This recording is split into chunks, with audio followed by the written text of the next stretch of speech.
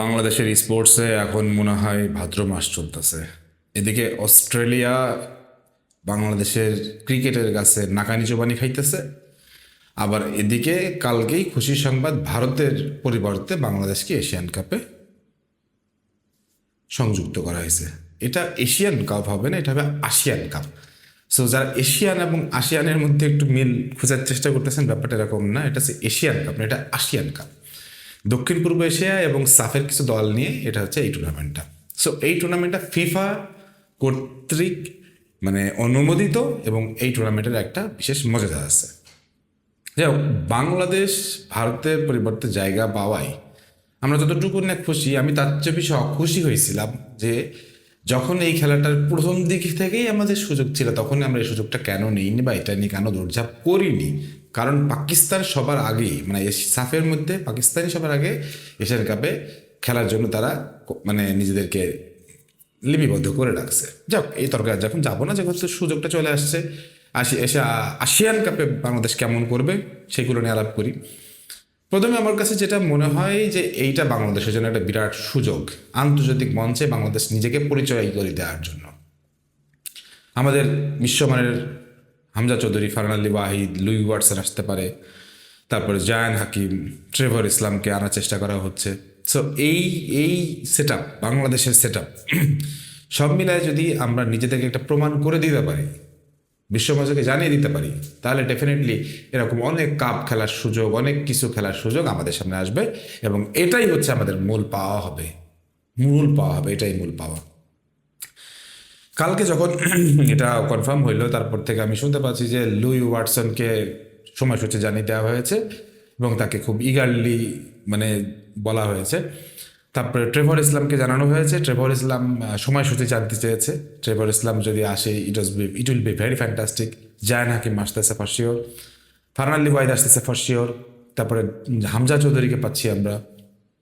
তারপরে অনূর্ধ্ব-20 মধ্যে থেকে যদি কোনো একজনকে পাওয়া যেত, আমি জানি না আসলে সেটা কেমন হবে। তারপরেও যদি বলতেছি, আমরা যেই সেট আপটা নিয়ে আগানোর চেষ্টা করতেছি, আমার মনে হয় this is good enough, this is very good enough. আমাদের মিডফিল্ডে যথেষ্ট পরিমাণ পরিপক্কতা আছে। আমাদের ফিনিশিংয়ে ট্রেভর ইসলাম, জায়ান হাকিম যদি চলে আসে, তাহলে আমাদের ফিনিশিং নিয়েও চিন্তা নাই। ফারহান আলী ওয়াহিদ যথেষ্ট ফিনিশার, ভালো। আমি এই টুর্নামেন্টটা দেখার জন্য ভাই এক্সাইটেড, ভেরি এক্সাইটেড। 24 সেপ্টেম্বর থেকে অক্টোবরের মাঝামাঝি পর্যন্ত এটা আমাদের জন্য একটা বিরাট টুর্নামেন্ট হচ্ছে। বাংলাদেশ ফুটবল যথেষ্ট আগায় নেওয়ার জন্য এই জিনিসটার অনেক ভূমিকা থাকবে। কয়েকটা জায়গায় ভূমিকা আছে, সেটা একটা বলি। সেটা হচ্ছে যে আমি বললাম আন্তর্জাতিক এক্সপোজার বাড়বে আমাদের। 2 নম্বর হচ্ছে যে আমাদের নতুন কোচ সাফে ভালো খেলে, সাফের এই দলকে ভালো শেপে নিয়েই যে আমাদেরকে তাকে মূল্যায়ন করব সেটা না। দক্ষিণ পূর্ব এশিয়ার এই দুর্দান্ত দল, ইন্দোনেশিয়া, তারপর মালয়েশিয়া, সিঙ্গাপুরের বিরুদ্ধে আমরা কেমন খেলি সেটাও কোচের একটা পরীক্ষা হয়ে যাবে। কোচ নিজেকে নিজে চিনতে পারবেন, আমরাও কোচকে চিনতে পারবো।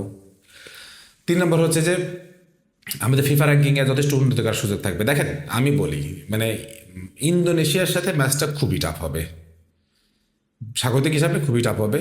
মালয়েশিয়ার সাথে ম্যাচটাও টাফ হবে, সিঙ্গাপুরের সাথেও ম্যাচটা টাফ হবে। কিন্তু 3টা ম্যাচে ড্র অথবা জিত অথবা হার সবগুলোরই সম্ভাবনা আছে। আগে এক পর্যায়ে গিয়ে একটা সময় গিয়ে আমরা বলতাম সবগুলোই হারবো, কিন্তু এখন আমরা বলতেছি যে ইন্দোনেশিয়ার সাথে আমরা ড্র করতে পারি, যদি মালয়েশিয়ার সাথে যদি জিততে পারি বা ড্র করতে পারি, আর সিঙ্গাপুরের সাথে যদি খুব জিততেই পারি, তাহলে ডেফিনেটলি আমাদের ফুটবলের যে র্যাঙ্কিং সেটা অনেকটাই উন্নত হবে। কারণ এইসব উপরে র্যাঙ্কিংয়ের দলগুলোর সাথে জেতার পয়েন্ট আলাদা, ড্র করার পয়েন্ট আলাদা। সো এই জন্য বলতেছি ফিফা র্যাঙ্কিংও এটার একটা প্রভাব পড়বে, এবং আমাদের মোট 4টা ম্যাচ খেলতে হবে ফরম্যাট অনুযায়ী। সেই হিসাবে আমরা যথেষ্ট পরিমাণ নিজেদেরকে যাচাই বাছাই করার সুযোগ পাবো। ওয়েল, প্রবাসী ফুটবলার মানেই ভালো, এই ব্যাপারটা তো আমরা সবসময় মেনে নিচ্ছি, কিন্তু এই টুর্নামেন্টে প্রবাসী ফুটবলাররাও কতটা ভালো, কতটা পর্যায়ে, কতটা মানের, সেটা প্রমাণ হয়ে যাবে। কারণ তাদেরকে একটা নির্দিষ্ট ভালো টিমের বিরুদ্ধে খেলতে হবে। সো ওই জায়গা থেকে প্রবাসী ফুটবলারদের একটা ভালো পরীক্ষা হয়ে যাবে। এখন এই গ্রুপে আমরা আছি ইন্দোনেশিয়া, মালয়েশিয়া, সিঙ্গাপুরের সাথে। ওদিকে পাকিস্তান, থাইল্যান্ড, কম্বোডিয়া, ওরা একটা আছে। আমাদের গ্রুপটা আমার কাছে মনে হয় বেশ টাফ। এই গ্রুপ থেকে আপনার ম্যাচ বাই ম্যাচ চাওয়াটা কি হবে? যদি আমার কাছে বলেন, আমি সবগুলো ম্যাচ জিততে চাই, কিন্তু বাস্তবতা কি আসলে জিততে কথা বলতেছে? আমি বলবো হ্যাঁ, বাস্তবতাই জিততে বলতেছে। আমার যখন একজন ভালো গোল স্কোরার থাকবে, ট্রেভর ইসলাম, জায়ান হাকিম মতো একজন গোল স্কোরার থাকবে, লিথাল ফিনিশার থাকবে, তখন আমি জিততে চাইবো না কেন? মিডফিল্ডে যখন আমার হামজা, ছামিসম, ফারহান ওয়াহিদ থাকবে, আমি জিততে চাইবো না কেন? ডিফেন্ডে আমার হচ্ছে যে ইউসুফ আহমেদের থাকবে, তারিক কাজী থাকবে, তপু বর্মনরা থাকবে, আমি জিততে চাইবো না কেন? ডেফিনেটলি আমি জিততে চাইবো। এই ম্যাচগুলো আমাদের জিততেই হবে, জিততে চাই, এই মানসিকতাটাই আমাদেরকে বদলে দিতে হবে।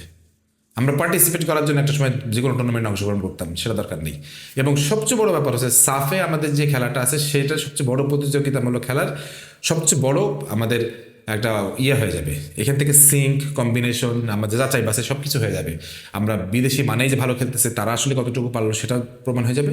দেশিরা একেবারে নিজেদেরকে খুব মনে করতেছে যে না আমরাও যথেষ্ট পারি, তারাও প্রমাণ করে দিক যে তারাও বিদেশিদের চাইতে ভালো। সো আমার কাছে কথা হলো যে এই ব্যাটেলটা আমাদের ফুটবলের জন্য যথেষ্ট ভালো হইলো। যাক, এই আশিয়ান কাপ খেলে প্রাইজ মানি পাবো, মানে পার্টিসিপেট ফি পাবো, সবই পাবো, কিন্তু টাকার অঙ্কটাকে আমি এখানে বিবেচনা করতে চাই না। আমি বিবেচনা করতে চাই বাংলাদেশ ফুটবলের যে আন্তর্জাতিক এক্সপোজার, সেটাকে আমরা ইউজ করতে চাই। বাংলাদেশ ফুটবলের যে বাজারটাকে, সেটাকে আমরা ছড়াই দিতে চাই।